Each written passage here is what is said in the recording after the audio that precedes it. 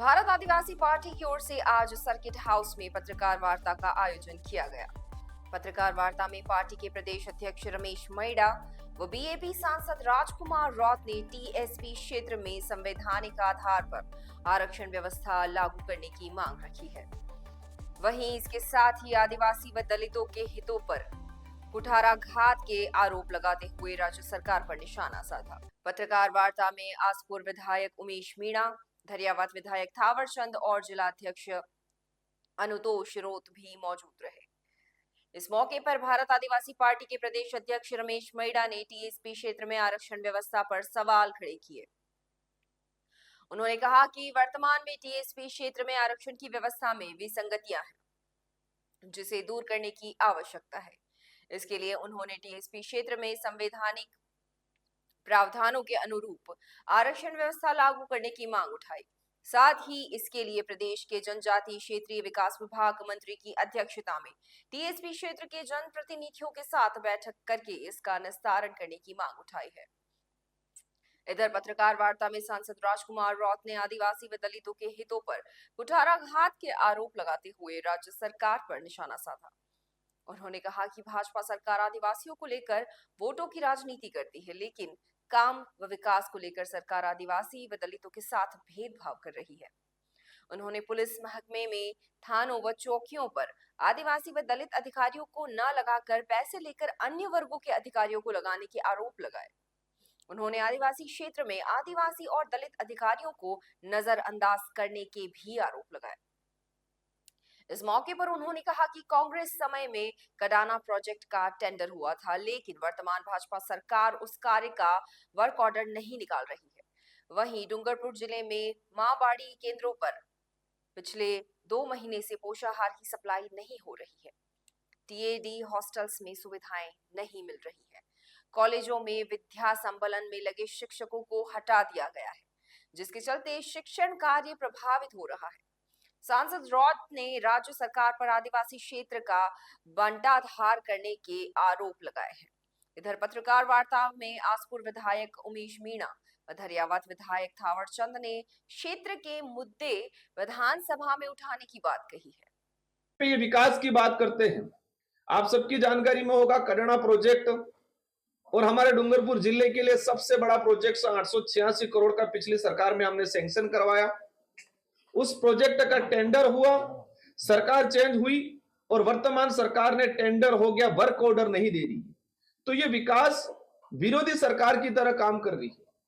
ये इतना बड़ा प्रोजेक्ट उन्होंने वर्तमान में रोक रखा है। तो जिस तरह से हम हर डिपार्टमेंट में जाके, हर तरफ जाके, किधर भी देखे, हर तरफ सारा भंडार डाल हो चुका है।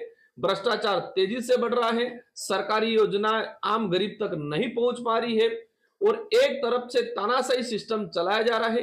कोई भी अधिकारी अगर गरीब की मदद करता है उसको बाप का माना जाता है। कोई भी डॉक्टर आम गरीब की रेगुलर सेवा कर रहा है उसका ट्रांसफर किया जा रहा है। कोई भी कंपाउंडर, कोई भी टीचर, कोई भी विकास अधिकारी, किसी भी डिपार्टमेंट का अधिकारी ने आम गरीब के हित में सरकार की योजना को गरीब तक पहुंचाने का काम किया, उन सारे अधिकारी कर्मचारी को हटाने का काम वर्तमान सरकार ने किया है। इनकी सोच ऐसी है कि जो गरीब की मदद कर रहा है वो बाप का है। तो इसके अंदर वो खुद मान रहे हैं कि हम बीजेपी वाले गरीब की मदद नहीं करना चाहते।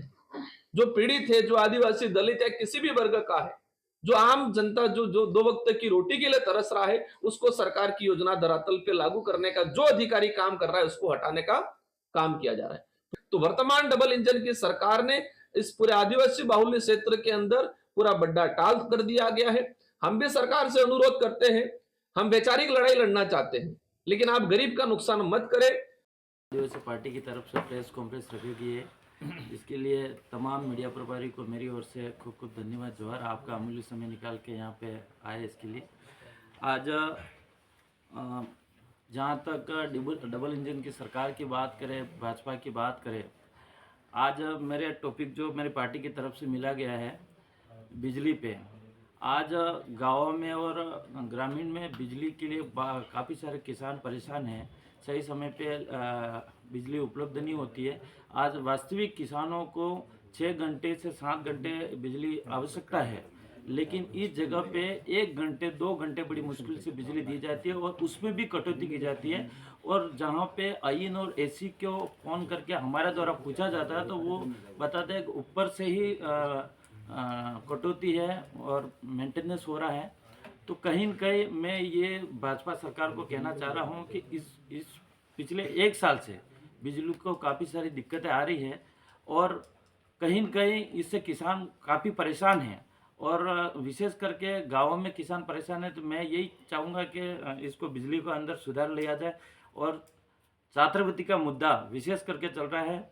आज हमारे डूंगरपुर में 27 करोड़ के आसपास छात्रवृत्ति अभी बाकी हैं और कई सारे विद्यार्थी ऐसे भी हैं जो एसटीसी बीएड कर रखी है और जो कॉलेज पढ़ाई करते हैं। कई सारे एसटीसी बीएड करने वाले पेरेंट्स माता पिताओं ने ब्याज पे पैसे लेके उन्होंने अपनी फीस भरी है। ऐसी स्थिति में सरकार अभी तक उनकी सरकार की आंखें नहीं खुली है।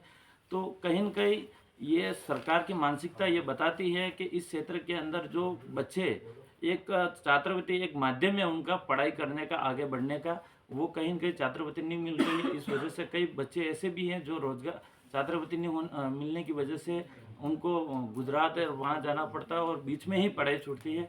तो हम कहीं न कहीं इसका पुरजोर तरीके से विरोध करते हैं। इसके अलावा जो विद्यालय पिछली सरकार के अंदर जो क्रमोन्नत हुई, राजकीय उच्च माध्यमिक विद्यालय हो गए जो माध्यमिक विद्यालय थे, लेकिन इस विद्यालयों के अंदर जो नियमानुसार जो पद स्वीकृत होने चाहिए थे व्याख्यातों के, वो पद अभी तक स्वीकृत नहीं हुए। इस वजह से भी कई सारे विद्यार्थियों की पढ़ाई डिस्टर्ब हो रही है, पढ़ाई सही तरह से जो मिलनी चाहिए वो नहीं मिल पा रही है। यही मेरी बात थी।